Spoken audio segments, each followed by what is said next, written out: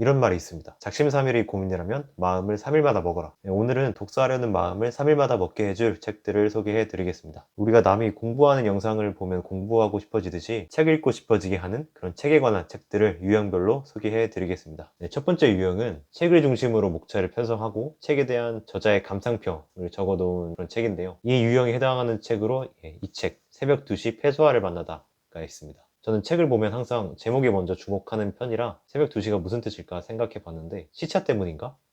페소아가 포르투갈 사람, 새벽 2시는 아주 개인적이고 나에게만 집중할 수 있는 그런 시간이죠. 그런 만큼 책에 대한 저자만의 고유한 감상평을 볼 수 있는 책입니다. 그래서 새벽 2시라고 한 게 아닐까 싶고요. 보시면 작품을 중심으로 목차가 편성되어 있고, 어떨 때는 저자가 여러 편의 작품을 묶어서 하나의 주제로 이야기를 전달하기도 합니다. 이런 책의 장점은 본인이 읽어본 책이 있다면 감상평을 작가와 비교할 수 있다는 점입니다. 작가의 감상평을 읽으면서 내가 캐치하지 못한 부분을 새로 깨달을 수도 있고, 그러면서 이미 읽었던 책을 다시 읽고 싶어질 수도 있겠죠. 이 중에서 읽어본 책이 없더라도 작가의 설명을 보고 어떤 책이 나하고 맞을지 알아보는 그런 리스트로 활용해도 좋을 것 같습니다. 두 번째 유형은 책 읽는 방법을 설명하는 책입니다. 독서 가이드북이라고도 할 수 있는데요. 이 책도 제목을 먼저 보면 독서가 원래 즐거운 일이었으면 굳이 독서의 즐거움이라고 이렇게 이름 붙일 필요, 이 책에서 알려주는 방법대로 책을 읽으면 독서의 즐거움을 알 수 있을 것이다 라는 의미가 아닐까 싶습니다. 이 책은 고전을 6개 카테고리로 나누고 각각에 맞는 독서법을 알려주는 책인데요. 어려운 고전 읽기를 도와주는 가이드북이라고 생각하시면 되겠습니다. 또 이런 책도 있습니다. 시안책방을 운영하시는 이시안 님이 쓴 이시안의 12달 북클럽이라는 책인데요. 이 책은 어려운 책에 접근하는 방법, 과학책 읽는 요령, 벽돌책 읽는 요령처럼 책을 고르고 읽는 법에 대한 저자만의 팁이 담겨 있습니다. 그래서 이런 유형의 책들은 본인이 읽고 있는 책 옆에다 두고